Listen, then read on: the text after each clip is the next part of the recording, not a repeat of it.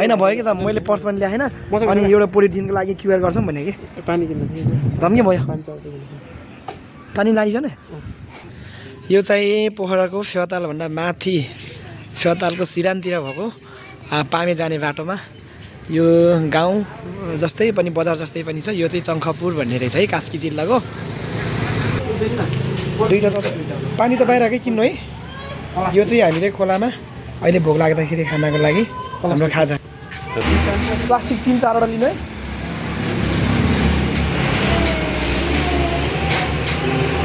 ल एभ्रिवान यो चाहिँ हाम्रो खोलामा माछा मार्दाखेरि भोक लाग्छ भनेर चौरा एउटा मिनी वाटर आइस भएको मिनी वाटर लिएका छौँ हामीले ल हामी चाहिँ खाजा किनेर हिँडिसक्यौँ है त फेरि हाम्रो गन्तव्य ठाउँतिर हाम्रो बाइक राइडर चाहिँ महेन्द्र केसी रेस्पेक्ट पर्सन मेरो चाहिँ यता माथितिर त सबै फ्लटिङ गरिरहेको छ किन हो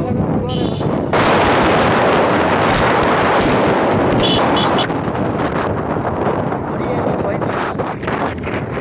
बाटो यतातिर चाहिँ अलि नराम्रो रहेछ है म अर्थमन्त्री भएपछि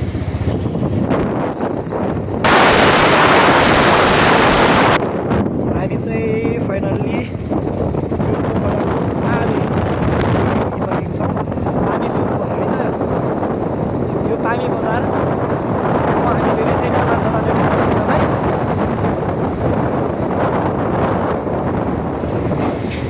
पानी बजार हेर्न सक्नुहुन्छ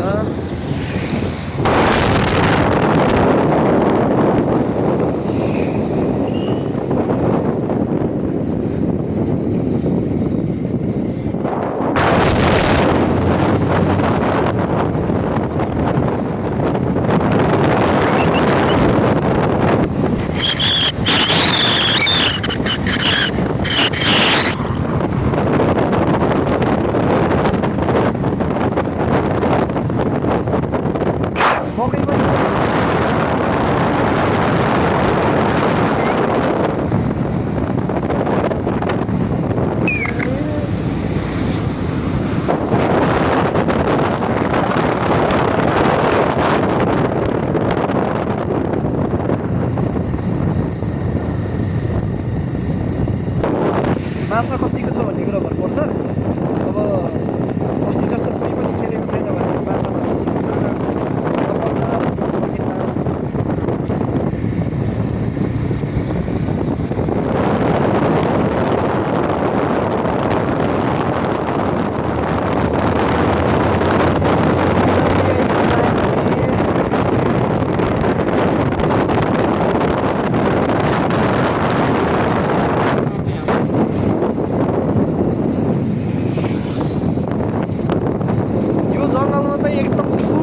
बाघ पनि छन् है बाघहरू एकदम पर्याप्त मात्रामा पाइन्छ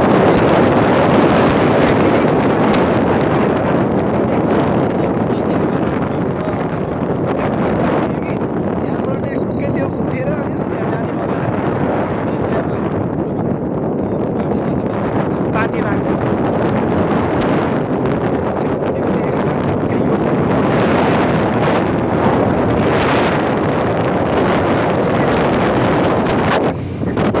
हामी अब आइपुग्यौँ पोखराको पामेबाट माथि पामे कटेर अहिले चाहिँ हामी माछा मार्ने लोकेसन आइसकेका छौँ अब यही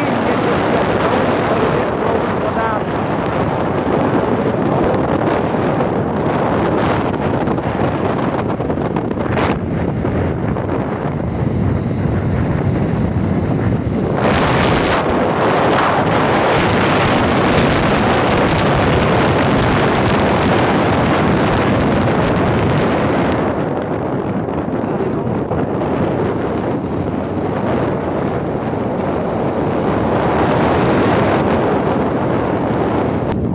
हामी यहाँबाट लेफ्ट साइडतिर जाँदैछौँ बाटो बन्दै रहेछ यहाँ कहिले भ्याउला यो पुलै हो क्या पुलै हो यो पुलको लागि बन्दै रहेछ नयाँ गोरेटो हामी खोलातिर झर्दैछौँ है त गाइज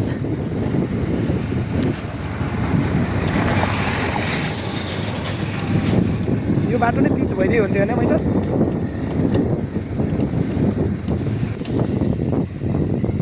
फाइनल्ली हामी खोला आइपुग्यौँ।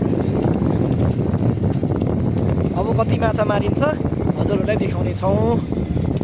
लास्टसम्म देखाउन नसके पनि माछा कतिको लाग्छ त्यो चाहिँ देखाउने छौँ हामी होइन। त्यहाँ चाहिँ पुल बन्दैछ है त, गाडी हिँड्नको लागि चाहिँ पुल निर्माण भइरहेको रहेछ। सकिने काम चाहिँ बाँकी नै छ। हामी चाहिँ फाइनल्ली यो खोलामा आइपुग्यौँ। पोखराको लेक साइडबाट माथि यो पामेबाट अझै माथि लौरुक बजारभन्दा पछाडिको खोला हो। यो खोलामा हामीले माछा कति मारिन्छ हामी हजुरलाई देखाउने छौँ है त। हेलमेट धरी पछाडि झोलामा यसरी झुन्ड्याएर रेडी भएका छौँ है त। यो चाहिँ मेरो जाल है, माछा मार्ने जाल। पाएका चाहिँ हामी जाँदैछौँ खोलामा सुटुक्क लाएर माछालाई च्याप्प पारेर समाएर यो चिसोमा।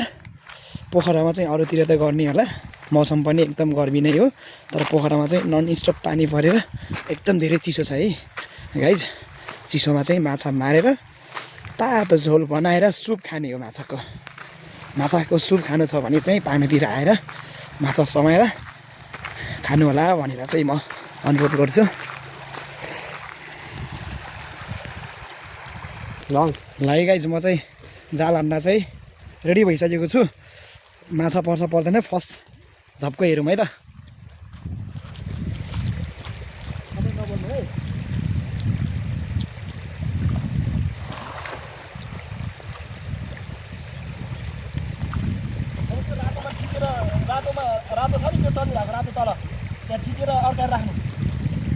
ल है गाइज माछा कति पऱ्यो हेरौँ है त। माछा छ कि छैन हेरौँ है। माछा चाहिँ रहेछ है त, माछा चिसोमा माछा यही हो कि कतिवटा परेछ हेरौँ है त गाइज। माछा चाहिँ जे होस् अचार खाना सुप खानालाई भए पनि माछा चाहिँ रहेछ है। ल यत्तिको परेपछि चाहिँ सुप मजाले खाइन्छ माछाको। यता ठुलो चलिरहेको एउटै हेर्नु गाइज माछा सट्ट लाएर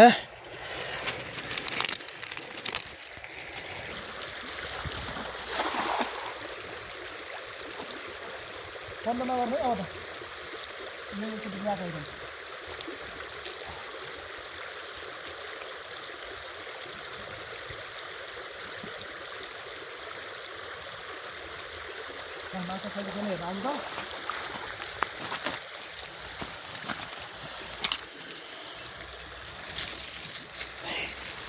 ल माछा छ कि छैन हेरौँ है त। अलि नजिक आउनु त हेरौँ माछा। एउटा झिङ्गे रहेछ। झिङ्गे छ फुर्ती छ कि पढाउनु होइन, पढाउनु भयो नि हुन्छ। अहिले चाहिँ माछा मिस भयो, माछा मिस भयो खोइ झिङ्गे। ए झिङ्गे माछा यो एउटा सानो है, देखाउनुहोस् त यसलाई। यो झिङ्गे माछा यो हेर्नुहोस्, सबभन्दा महँगो माछा यो 1800 रुपियाँ किलो छ अरे। फाइनल्ली माछा मारेर भ्याइसक्यौँ। माछा चाहिँ गरेछु। माछा यो चाहिँ असला माछा यो। त्यसपछि यहाँ एउटा मागुर नि समातेको छौँ हामीले। यो मागुर माछा फुस्यो माछा। ल लगभग 1.5 किलो जति माछा चाहिँ हामीले मारेर भ्याइसक्यौँ है त। मेरो भिडियो आजको लागि यति नै। Okay bye, see you next video.